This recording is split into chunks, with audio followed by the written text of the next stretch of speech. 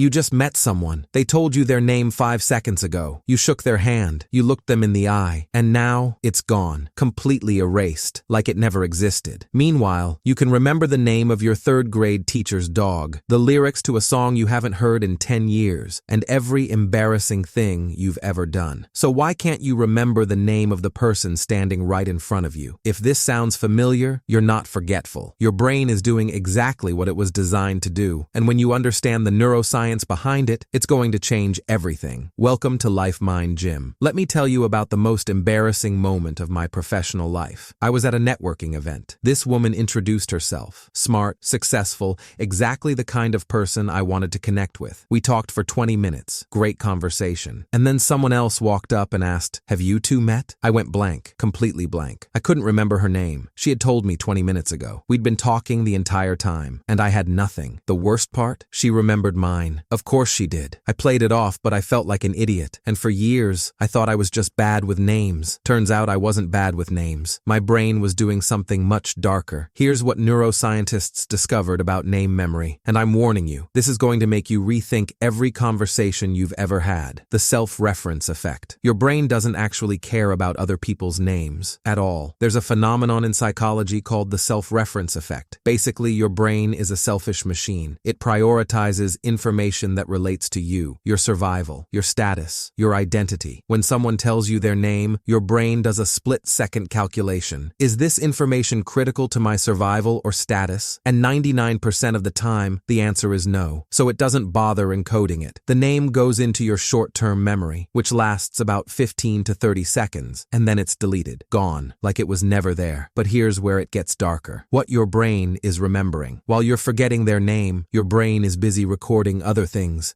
it considers more important. It's analyzing their facial expressions, reading their body language, calculating their status relative to yours, scanning for threats or opportunities, processing how they make you feel. Your brain is doing all of this in the background while you're trying to have a conversation. And names? Names don't make the priority list. Think about the last time you met someone. What do you actually remember? You probably remember if they seemed friendly or cold, if they were confident or nervous, if they made you feel good or uncomfortable. You might remember what they were wearing, or a story they told, or a joke they made. But their name? Nope, because your brain treats names as abstract data, meaningless sounds. They don't connect to anything concrete. They don't trigger emotions. They don't relate to your survival. The cocktail party effect. Now here's the twisted part. You know how you can be in a crowded room, tons of conversations happening, and you're completely tuned out until someone across the room says, "Your name?" Suddenly, your attention snaps to them. You heard it through all the noise. That's called the cocktail party effect. Your brain has a built-in alert system that's constantly scanning the environment for your own name, even when you're not consciously paying attention. So you can hear your name through a wall of noise, but you can't remember the name of the person you just met face to face. Your brain is literally designed to prioritize yourself over everyone else. The neuroscience behind it. Here's what's happening in your brain when someone tells you their name. The information enters your hippocampus, the part of your brain responsible for forming new memories. The hippocampus looks at this information and asks, "Is this important? Should I store this?" For the hippocampus to move information into long-term memory, it needs two things: repetition or emotional significance. Names usually have neither. You hear the name once. There's no emotion attached, no survival value, no personal relevance. So the hippocampus shrugs and lets it fade. Meanwhile, if someone tells you a story about how they almost died in a car accident, your brain is all over that. High emotion, potential threat information. Into long-term memory it goes. Why you remember some names now? You might be thinking, but I do remember some names immediately. You're right, and there's a reason.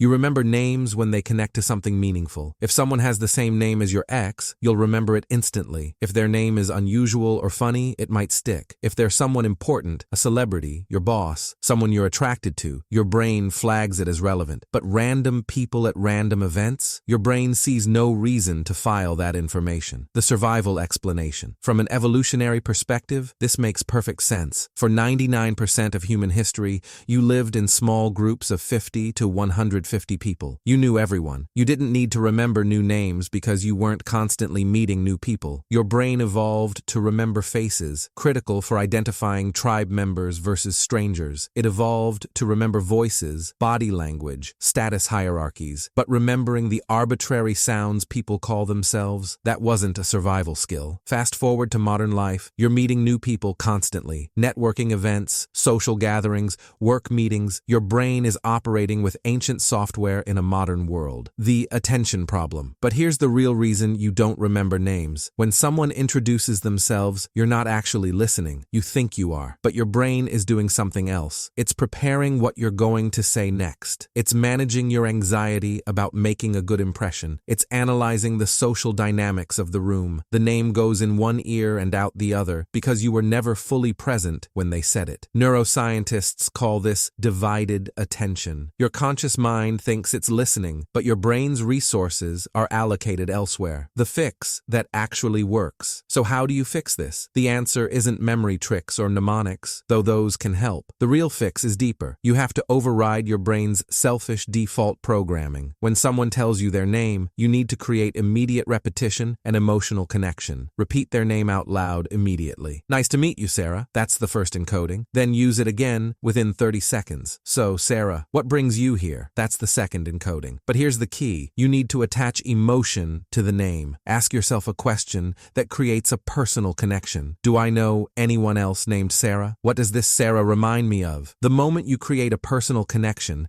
even a tiny one, your brain flags it as relevant. The uncomfortable truth. Here's what nobody wants to admit. Forgetting someone's name isn't a memory problem. It's a priority problem. If someone told you they were about to give you $1 million and all you had to do was remember their name for 30 seconds, you'd remember it. The truth is, most of the time, we don't remember names because we don't actually care enough to prioritize it in the moment. Your brain knows this. It's just being honest about what matters to you. So the real question isn't, why can't I remember names? The real question is, what am I prioritizing instead? And once you understand that, you can choose to change it. If this hit home, do me a favor. Subscribe to Life Mind Gym and hit that notification bell. We explore the brain science and dark psychology behind everyday behaviors that nobody talks about. Drop a comment and tell me, what's the most embarrassing time you forgot someone's name? I want to know I'm not the only one. And if you know someone who's terrible with names, share this video with them. Let's understand our brains together.